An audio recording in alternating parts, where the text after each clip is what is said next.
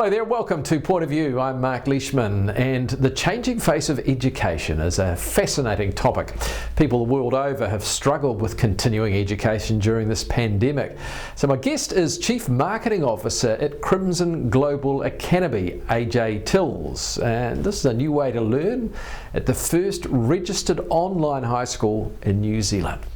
So AJ, welcome to the program and a very, very exciting prospect. I can't wait to hear your story. But first, let's tell us about yourself and how you came to this part of your journey. Yeah, fantastic. Well, thank you very much for having me on the show. I'm looking forward to talking more about CGA. So really, I grew up in New Zealand. I went to school in Auckland. I went over to the University of Sydney to complete my studies before coming back to New Zealand. And I actually had the opportunity to be involved in the launch and the growth of Uber locally in New Zealand, which was quite an exciting prospect at that time.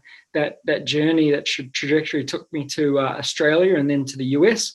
And it was really around that time that we saw COVID really becoming quite prevalent. And also Jamie Beaton, who's our founder of Crimson Education and the founder of Crimson Global Academy, giving me a call saying that he had this idea that I should be exploring. It's intriguing. So tell us a wee bit about the Crimson Global Academy. Of course, it's perfect for this COVID environment, effectively, isn't it? Yeah, well, I think it was sort of two roads meeting, if that makes sense. So Crimson Education has been around for almost 10 years. And of that period of time, really working with some of the brightest and the most ambitious students all over the world. And I think from a business perspective, we saw that really there were gaps in the traditional education system where our students weren't quite getting what they needed. Now that meant maybe acceleration. Some students are learning faster than others. It might mean breadth. Some students want to study additional subjects, or really access to high quality education. So because of where they were based, not getting that opportunity as other students were. Now, I guess that was the business case. From a COVID landscape, I think, COVID's been around 24 months now. 188 countries disrupted in some way in their education system. And really what we've seen is educators and schools having to adopt emergency education. That means going online very quickly. And in most cases, they weren't really set up for that. They didn't have the hardware, the software, the teachers weren't trained to be able to engage and interact with students online. And so I think, really it was those two roads meeting where we saw a great opportunity to create a platform where students could learn in an engaging, interactive environment anywhere in the world. So about 18 months ago, this was set up, the Crimson Global Academy, and effectively it is an online high school, a global one, so you can have students all over the place. Yeah, that's right. I think EdTech's become a bit of a buzzword, and we've seen all of these what they call massive open online courses coming up. So your Coursera, things like that, which really encourage students to go at their own pace. You typically see quite high dropout rates, whereas Crimson Global Academy is an online high school offering teaching in live small classes. So all of our classes happen in real time. There's a maximum of 15 students to one teacher in that class. That means that every student is in the front row. There's always cameras on, and there's the chance for teachers to engage with students to engage with other students. So really, it's those small live classes. We follow the internationally recognized A-level and IGCSE curriculum, as well as offering advanced placement courses for students who might want to go to US universities. And I guess that's what we do. The what we offer really is sort of a deeper focus on the individual student. And that sounds a bit fluffy, but really at its heart, it is about placing students based on competency. So we test them before they come to the school. We say that in this subject, you're able to study at this level, meaning that in some subjects, they might be accelerating, studying ahead of their year, or in subjects, they might be going a little slower. But it means that every student is at their right level. We also offer both part-time and full-time enrollment opportunities. So if students are sort of engaging in extracurriculars or things like that, we can actually create a timetable that suits around their lifestyle. And also, if parents are traveling, whatnot, we can actually create a timetable to suit them.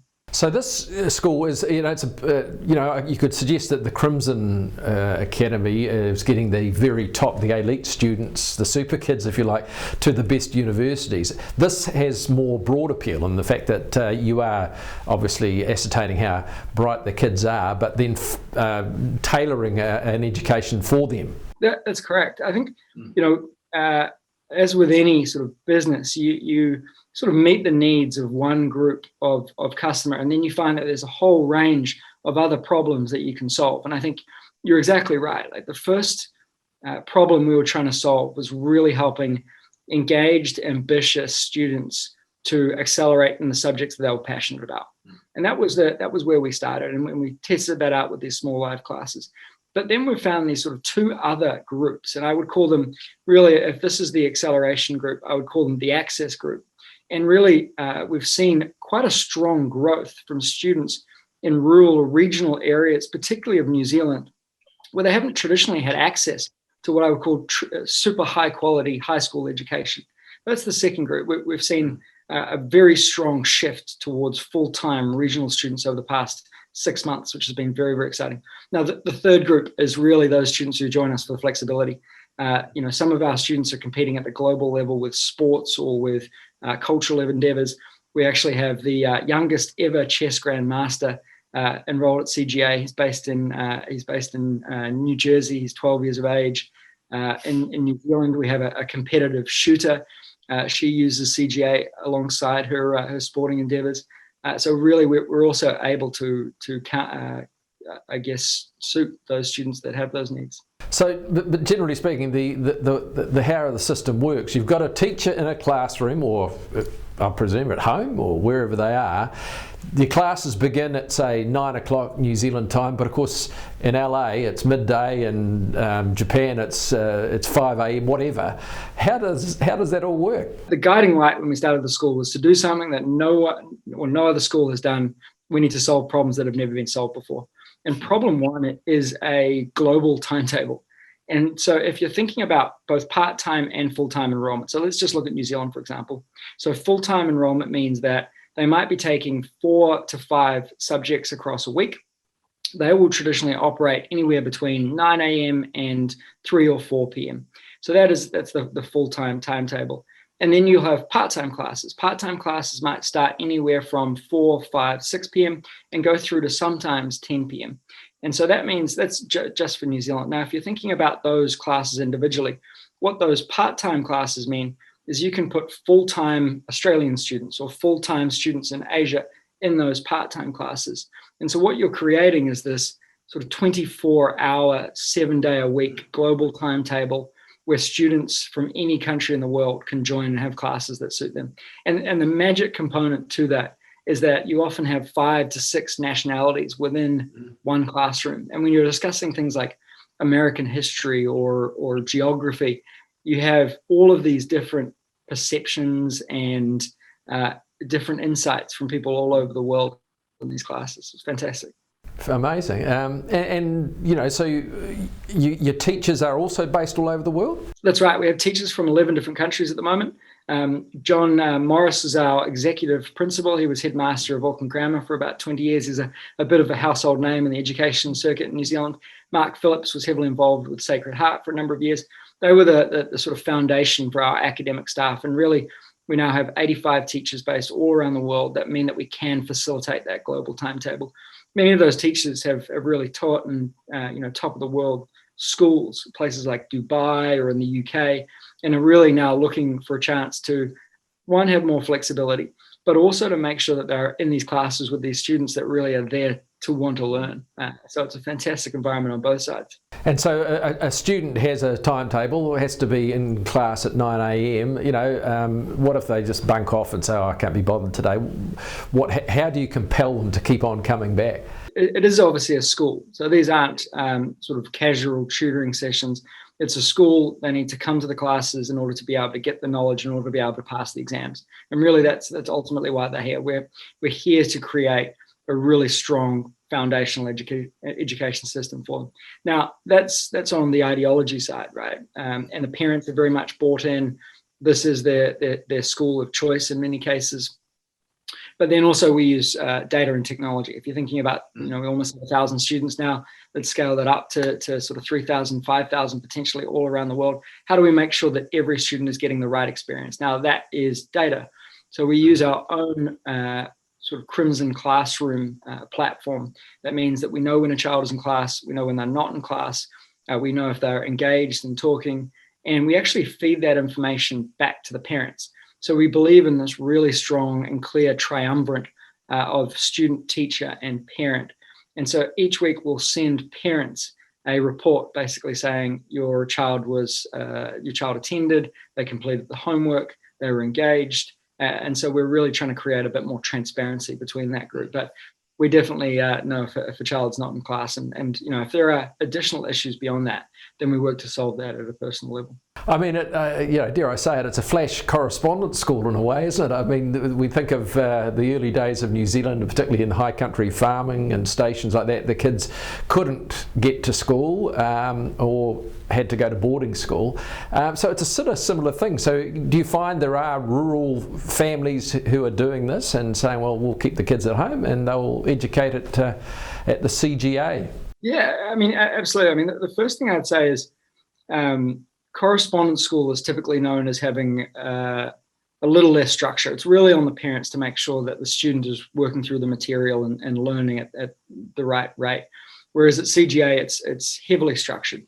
So as you say, every class has a teacher, there's assemblies, there's form time, there's extracurriculars around school. So really it is a fully resourced school for the individual student.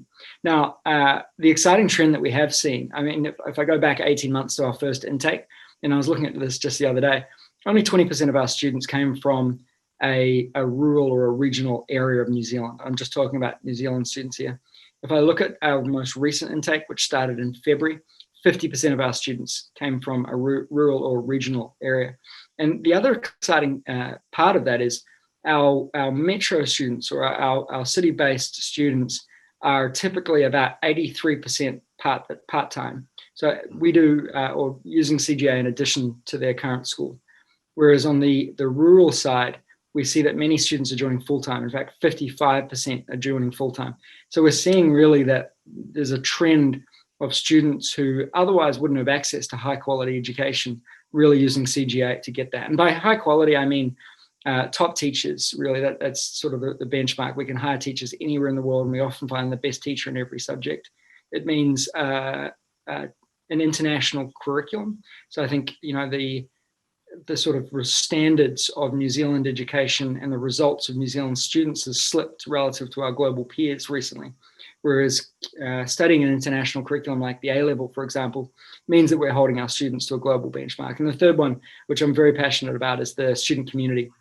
By being a part of CGA, you get access to thousands of students who are just as ambitious, just as motivated, and really looking to succeed. Well, it's a fantastic story, and I can't wait to hear the next part of it. We'll take a wee break. It's Point of View. My guest, Chief Marketing Officer at Crimson Global Academy, our first online high school in New Zealand. It is AJ Tills. Back with AJ in just a couple of minutes on Point of View.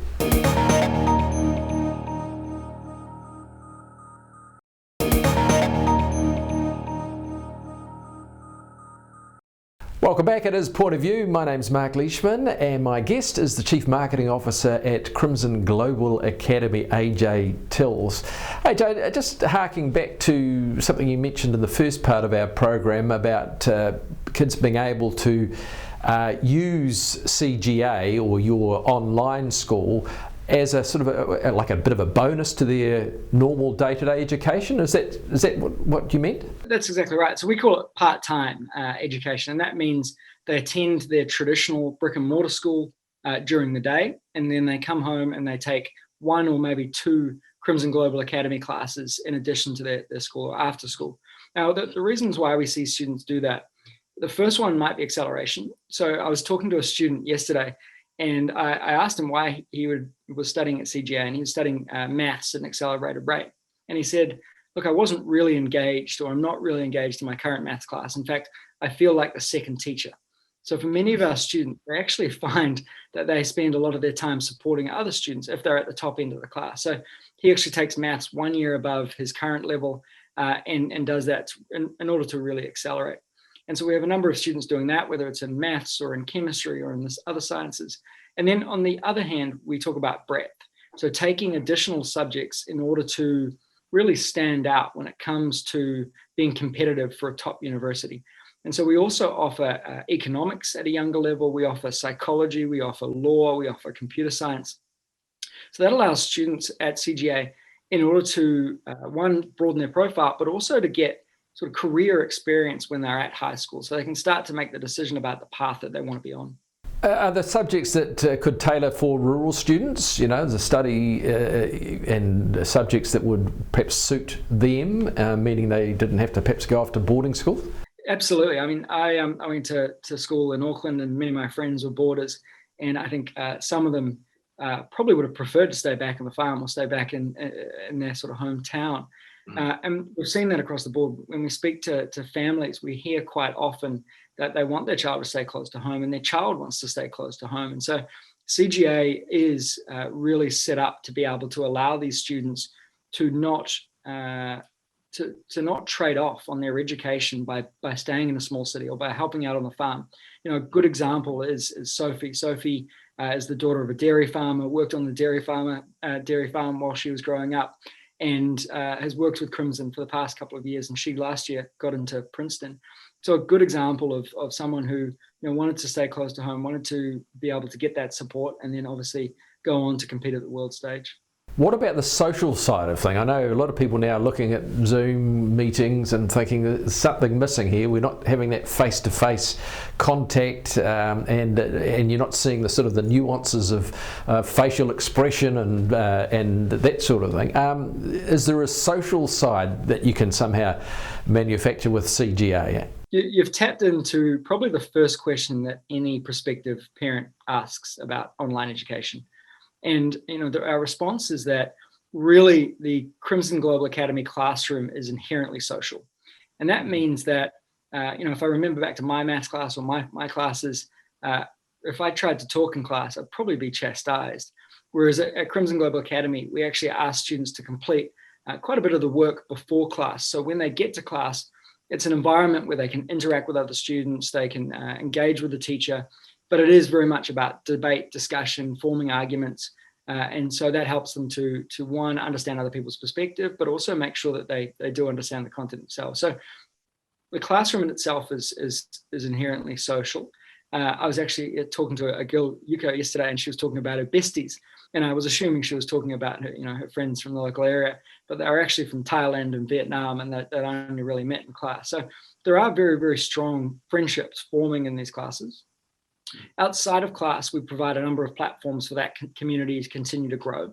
And that might mean on our Slack platform where students engage around different passion areas or sports teams or things like that, but also to create extracurricular opportunities. So Yuko actually, she started a blog based on female empowerment and women issues from her home in Japan, but she has 15 other female students around the world all collaborating on the blog. It's called She-Quality. I encourage you to check it out. But then I guess if we start to look at, well, what about in person, right? Because there's no trade-off for in person, and we know that. But by being at an online school, you're not missing out on the in-person friendships that you've built locally. So, typically a CGA student will do 4, maybe 5 hours per day. That creates a lot more time for students to engage in extracurriculars or local sports teams, even see the friends that they met, at their previous school or growing up. But, many of our students actually are joining part-time, so they do see their friends at school during the day. The other side, which I was thinking about the other day, is we tend to think about the social interactions at school with rose-tinted glasses. For many students around New Zealand, school is not a happy place socially. I think students are pulled down if they're trying too hard. I think New Zealand is the only country in the world where try hard is actually an insult. But these students, they actually have a tough time outside of class. And one girl actually told me, she said, look, I can really be myself for the first time in class. I can say what I think. I can be myself. because I know I don't need to walk down the hallway after class. And I thought that was pretty powerful stuff. And so we're also seeing quite a trend where, students who might be struggling at school or might have experienced bullying or social anxiety are choosing CGA because it means that it's on their terms, that they're able to learn at their pace and really tackle learning as they will. Now, it's been said that CGA makes the whole country a double grammar zone. What do you mean by that? I find this very funny because really, John Morris, our executive principal, basically created the grammar zone. And the grammar zone really is the zone that a top school is in high demand. House prices go up. There's a lot of people that want to move there. There's people that move there just so their child can go to a school like Grammar. Now that is really true in many suburbs around Auckland. House prices, one of the reasons they continue to grow is so more and more people want to move into these areas to get access to these schools.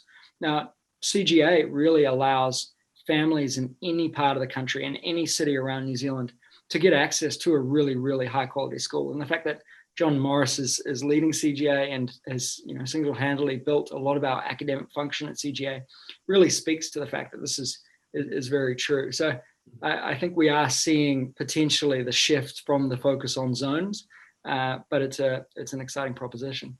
Now, I know also you've got Olympian Barbara Kendall involved, and Sir John Key is involved as well. What do they bring to the table, as it were? So Barbara joined our advisory board last year, and if we think about what our goal for CGA is, it's really to give students the skills they need to be successful in whatever they want to do. That might be academics and going to a top tier university. It might be starting a business. It might be really going into cultural or sporting endeavors. And so for us, that means giving them the hard skills they need, the academic foundation to be successful, but also the soft skills. So for Barbara specifically, she's competed on the world stage multiple times. She's had to show resilience and build a high performance mentality. And so she's joined to really support our students in creating those skills at an early stage. So she has run a number of workshops with our students focused on just that, building that resilience, building that high performance mentality. Also, as I mentioned previously, a lot of our students actually are competing in very, very high level sporting. So in South Africa, we have a semi-pro tennis player. And so having someone like Barbara at the school means that we don't lose sight of ensuring those students are also able to pursue their dreams. Now, with Sir John Key, he's been on the board, the advisory board for Crimson for quite a number of years. He's a passionate supporter of what we're trying to do. And actually, Kevin Rudd joined the board last year as well. And we have a bit of a tagline at Crimson that we're trying to create the world leaders of tomorrow. And so I guess surrounding them with the world leaders of today was a pretty good place to start. But for both of those world leaders, they do give our students sort of exposure to the qualities and the opportunities that come from really going after a career in politics or business at the high level. Just curious, what does it cost? Is it as expensive as a normal school or for example, if you're rural, you go to boarding. That's an expensive enterprise or undertaking. How does it compare? So we enroll students either part-time or full-time. So part-time might be 1 or 2 subjects. Full-time might be 4 or 5. Per subject, it's about $4,000 per semester. And so that, for full-time students, $16,000 is expensive for many families, but it's really more accessible than traditional private schools. And so, the way that we are looking to grow is to continually make CGA a lot more accessible. So for many of our rural families, they might take 1 or 2 subjects in addition to their current school. But on top of this, we really have a commitment to making sure that if students are able to study at an accelerated rate and this type of students that will thrive at CGA, then we want to be able to support them. And to date, over the last 18 months, we've actually given away over $1 million in scholarships, with over 500,000 of that going to New Zealand students. So really, it's a commitment that we want to stand next to, and we're very, very proud of that. This is forward thinking, this whole thing. It's an amazing story. How do you see the future of education? And I guess with our role here at Country TV, particularly regarding remote areas of the country? Well, it's all about increasing access. So everything that we're doing at the moment is all about making CGA more accessible. that means expanding to more markets. It means expanding to greater parts of the country. It means being able to really rethink what education looks like going forward. And so, that means, do students learn in different ways, not just at different speeds, but do they take in information in different ways? So we're using data and technology to be able to assess those things. So we can actually build sort of a picture of the individual student and say, this is how you're best going to succeed at high school, for example. So really that's the focus at the moment, is to continue to make sure that our students are successful, both at CGA and in the future. Well, AJ, it's been fascinating chatting to you. Congratulations on what so far has been an amazing journey, and good luck for your future, and appreciate your time. Thank you very much, Mark. It's been a pleasure. So my guest, Chief Marketing Officer at Crimson Global Academy, AJ Tills. That's our point of view. We'll have another one at the same time next week. Look forward to your company then.